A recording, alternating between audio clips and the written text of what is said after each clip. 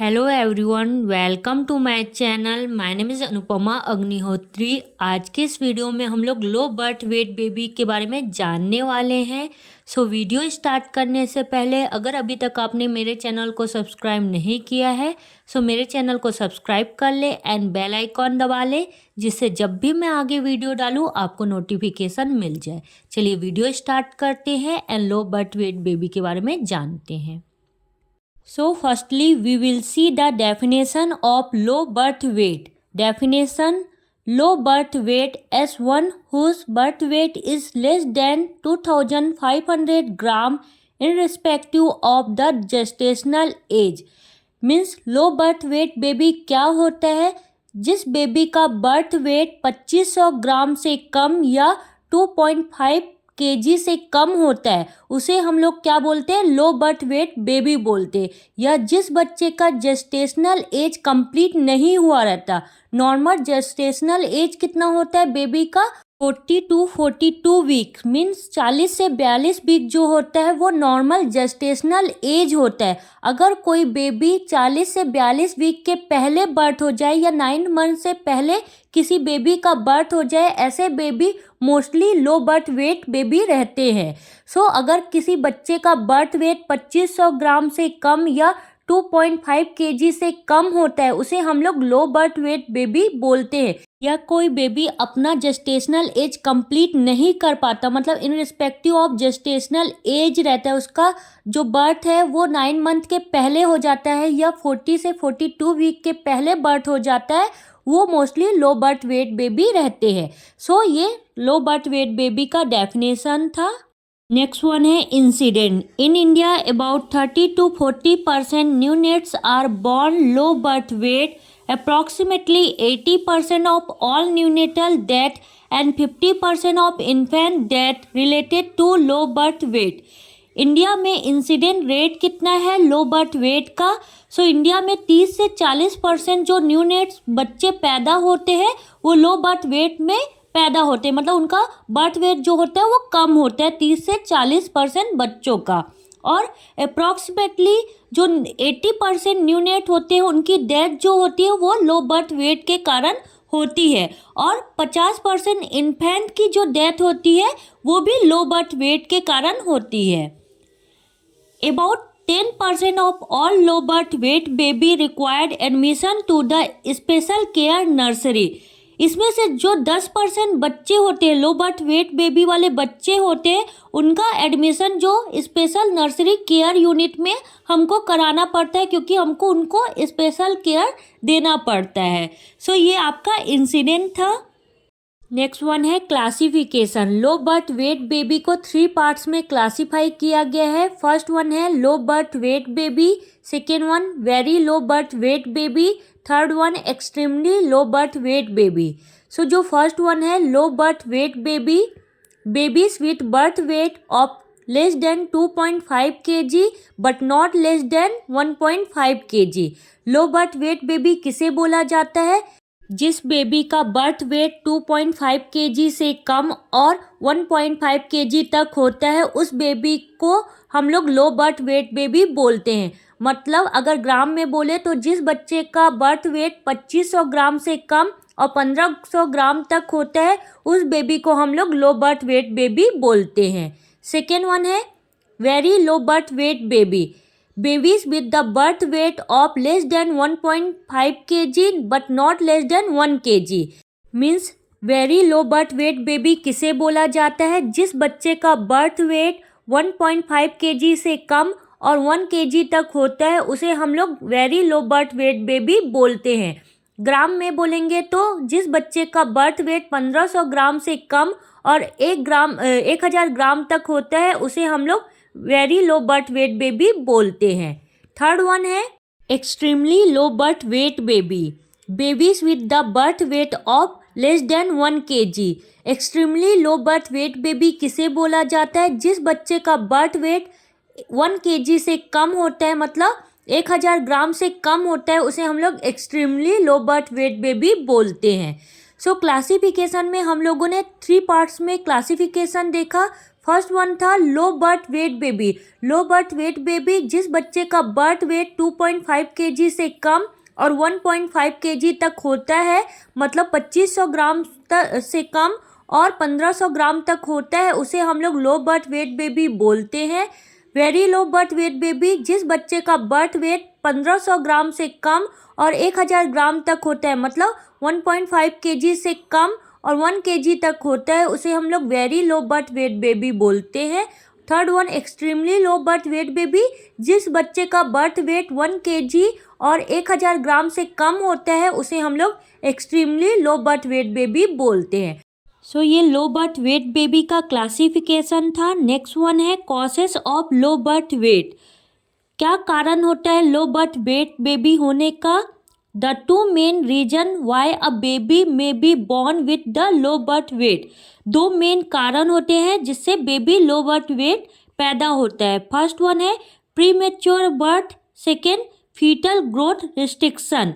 Premature birth के कारण baby low birth weight born होता है, मतलब अगर कोई बच्चा प्रीमेच्योर बर्थ होता है या जिसका जेस्टेशनल एज कंप्लीट नहीं हुआ रहता, वैसे बच्चे लो बर्थ वेट, मतलब जिनका वजन कम होता है वैसे बर्थ होते हैं। सेकेंड कारण होता है fetal growth restriction.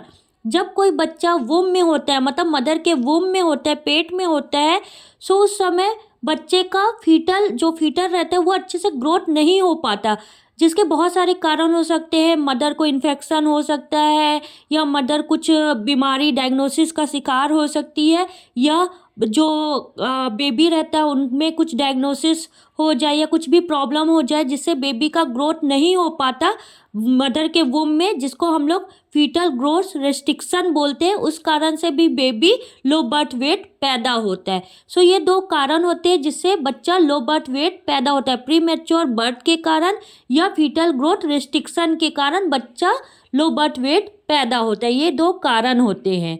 Next one है characteristic of low birth weight baby. Low birth weight baby का कैरेक्टरिस्टिक क्या होता है? First skin. जो स्किन का कैरेक्टरिस्टिक होता है लो बर्थ वेट बेबी का, सो लो बर्थ वेट बेबी का स्किन जो होता है वो थिन होता है, शाइनी होता है और एक्सेसिव पिंक कलर का होता है। मीन्स जो लो बर्थ वेट बेबी होते हैं उनका जो स्किन होता है वो बहुत पतला होता है, शाइन करते रहता है, मतलब चमकते रहता है और एक्सेसिव पिंक कलर का होता है। नॉर्मली बेबी जो होते हैं वो पिंक कलर के होते हैं, but low birth weight baby वाले एक्सेसिव पिंक कलर के रहते हैं। सो वो स्किन का कैरेक्टरिस्टिक होता है लो बर्थ वेट बेबी में। सेकेंड लेनिगो। लेनिगो मतलब होता है हेयर। जो बेबीज में हेयर प्रेजेंट रहते हैं उन्हें हम लेनिगो बोलते हैं। सो नॉर्मली सभी बच्चों में हेयर प्रेजेंट रहते हैं, बट जो लो बर्थ वेट बेबी होते हैं उनमें एक्स्ट्रा हेयर प्रेजेंट रहते हैं। सो लेनिगो बहुत रहते हैं आपके लो बर्थ वेट बेबी में। थर्ड वन है लिम्ब। लिम्स जो रहते हैं लो बर्थ बेबी का उतना फर्म और एक्टिव नहीं रहते हैं लो बर्थ वेट बेबी में। नेक्स्ट वन है हेड साइज। जो लो बर्थ वेट बेबी होता है उनका हेड साइज जो होता है वो थोड़ा बड़ा होता है, मतलब उनका जो बॉडी होता है वो छोटा होता है और हेड क्या होता है उसके कारण बड़ा दिखता है।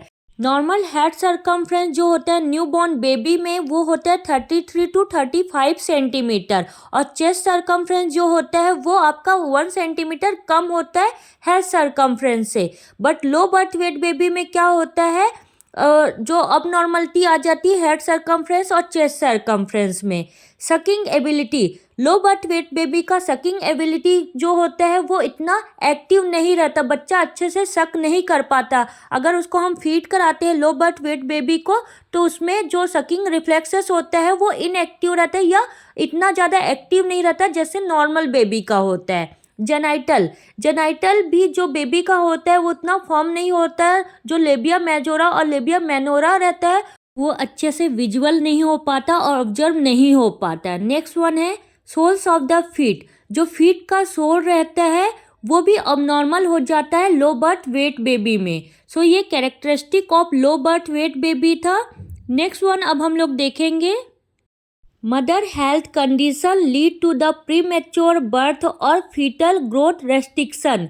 मीन्स मदर के किस हेल्थ कंडीशन के कारण प्रीमेच्योर बर्थ होता है या फीटल ग्रोथ रेस्ट्रिक्शन होता है। सो क्या क्या मदर में ऐसा हेल्थ कंडीशन होगा जिसके कारण बच्चा प्रीमेच्योर बर्थ हो जाएगा या उसको वूम में ही फीटल ग्रोथ रेस्ट्रिक्शन होगा।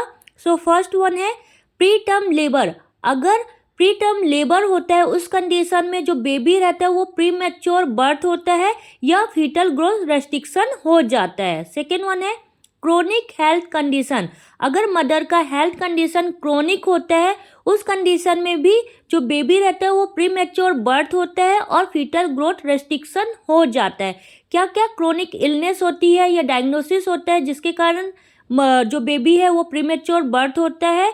अगर मदर को क्रोनिक इलनेस हो जाए लाइक हाइपरटेंशन हो जाए, डायबिटीज मेलाइटिस हो जाए या एक्लेम्पसिया हो जाए ड्यूरिंग द प्रेगनेंसी, जिसके कारण जो मदर होती है वो प्री मैच्योर बर्थ हो जाता है बेबी का और फीटल ग्रोथ रेस्ट्रिक्शन भी होता है। इसके अलावा इन्फेक्शन के कारण भी प्रीमेच्योर बर्थ होता है, ग्रोथ रेस्ट्रिक्शन होता है।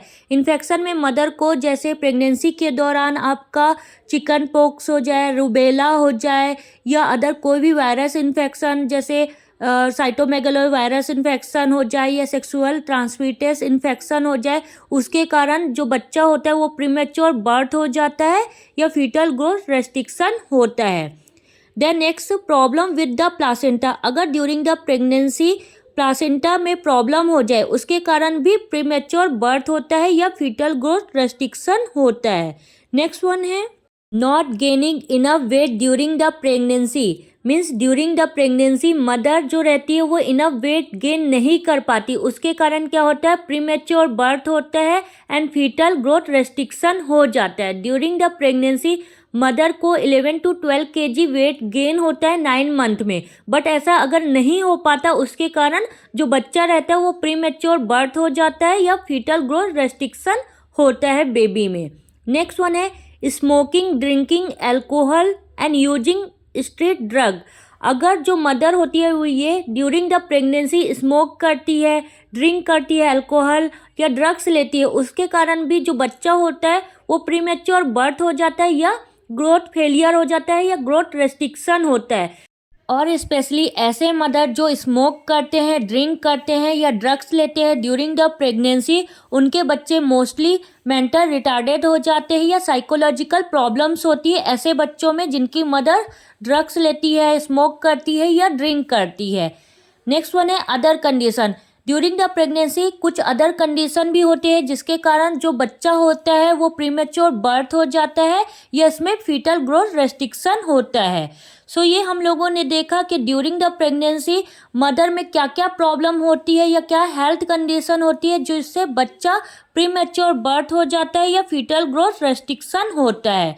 नेक्स्ट वन है baby health condition lead to the premature birth और फीटल ग्रोथ रेस्ट्रिक्शन। अब ये देखना है कि बेबी का क्या हेल्थ कंडीशन होता है जिसके कारण प्रीमेच्योर बर्थ होता है या फीटल ग्रोथ रेस्ट्रिक्शन होता है। सो बेबी में क्या क्या हेल्थ प्रॉब्लम होती है। बर्थ डिफेक्ट, अगर बर्थ डिफेक्ट होता है मतलब जब बर्थ होते रहता है उसमें कुछ डिफेक्ट आ जाए, प्रॉब्लम हो जाए, उसके कारण भी प्रीमेच्योर बर्थ होता है या फीटल ग्रोथ रेस्ट्रिक्शन हो जाता है। नेक्स्ट वन है इन्फेक्शन। अगर ड्यूरिंग द प्रेगनेंसी या डिलीवरी टाइम बच्चे को कुछ इन्फेक्शन हो जाए किसी भी प्रकार का, उसके कारण भी प्रीमेच्योर बर्थ होता है या फीटल ग्रोथ रेस्ट्रिक्शन हो जाता है।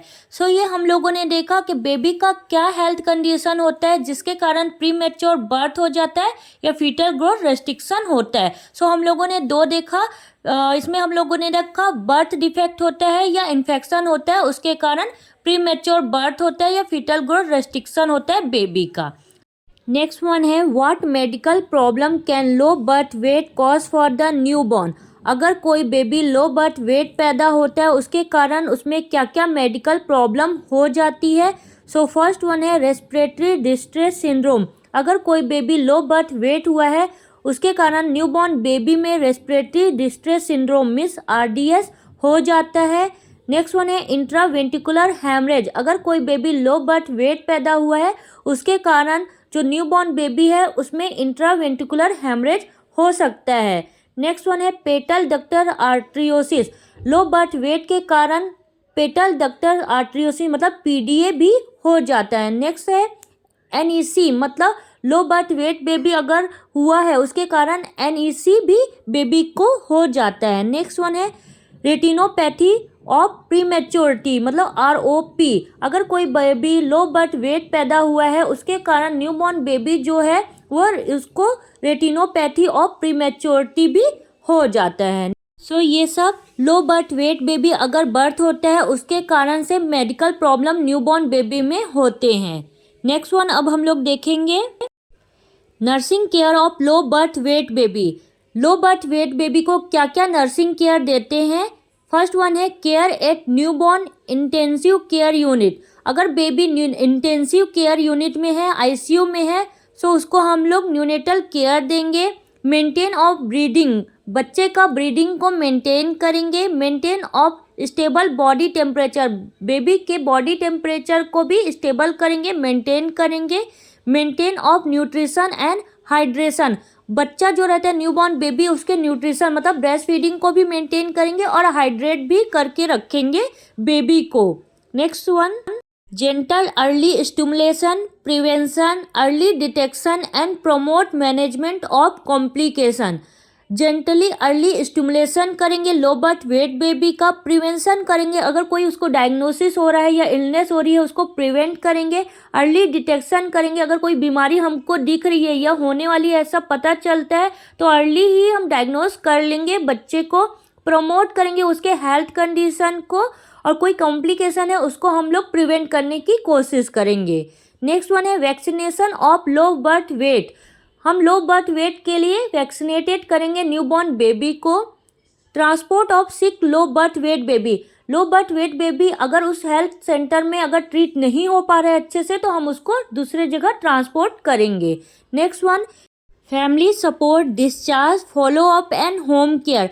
फैमिली को हम लोग इमोशनली एंड साइकोलॉजिकली सपोर्ट करेंगे। डिस्चार्ज के समय फैमिली मेम्बर को हेल्प करेंगे, अगर कुछ भी हेल्प चाहिए तो फॉलो अप के लिए भी बताएंगे कि कब कब बेबी को लेके हॉस्पिटल आना है। देन होम केयर भी प्रोवाइड करेंगे, अगर उनको होम केयर चाहिए तो होम केयर भी हम लोग प्रोवाइड करेंगे। नेक्स्ट वन है prognosis. Prognosis for survival is directly related to the birth weight and quality of newborn care. Long term complication may be found. Prognosis जो लो बर्थ वेट बेबी रहता है वो उसके बर्थ वेट के ऊपर depend करता है और क्वालिटी ऑफ न्यूबॉर्न केयर के ऊपर डिपेंड करता है। देन लॉन्ग टर्म कॉम्प्लिकेशन में भी फाउंड, कभी कभी हमको लॉन्ग टर्म कॉम्प्लिकेशन भी दिखाई देता है, उसके लिए हमको क्या करना चाहिए, क्वालिटी ऑफ केयर देना चाहिए न्यूबॉर्न बेबी को। Next one complication of low birth weight baby. Low birth weight baby में क्या क्या कॉम्प्लिकेशन देखने को मिलते हैं।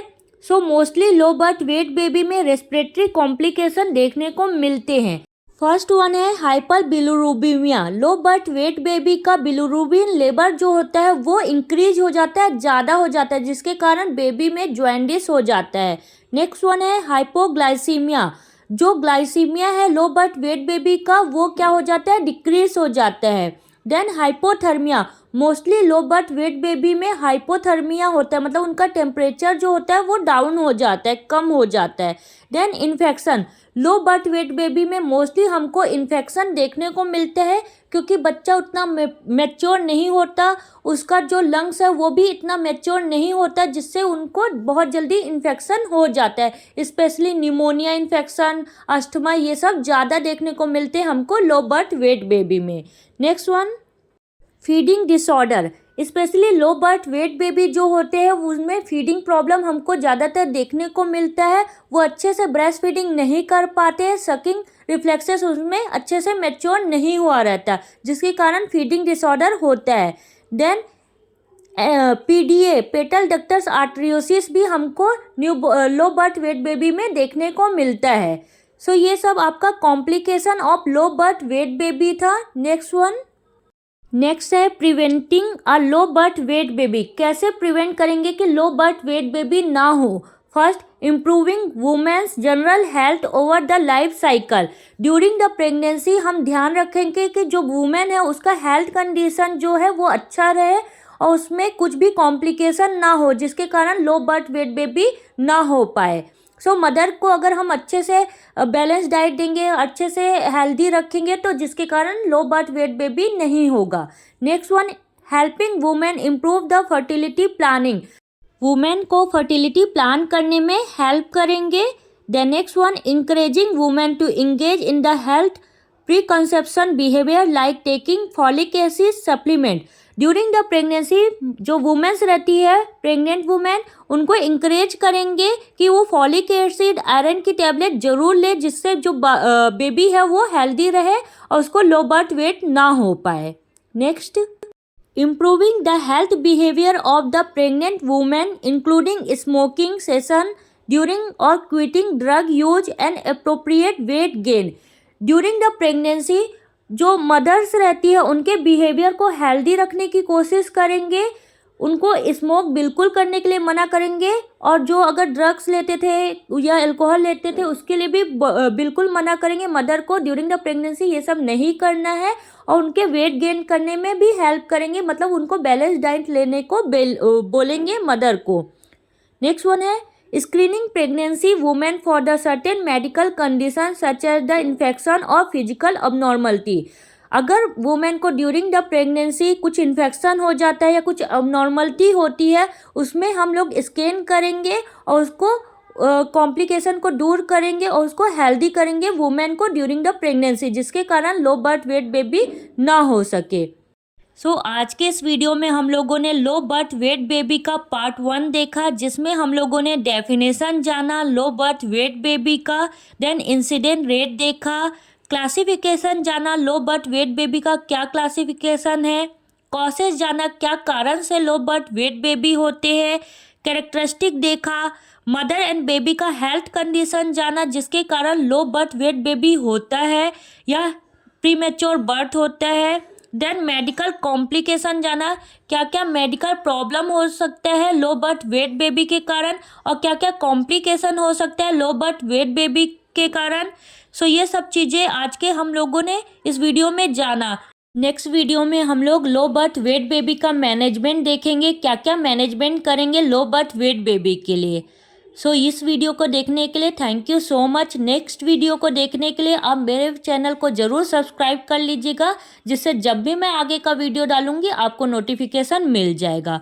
नेक्स्ट वीडियो में हम लोग management of low birth weight baby देखने वाले हैं।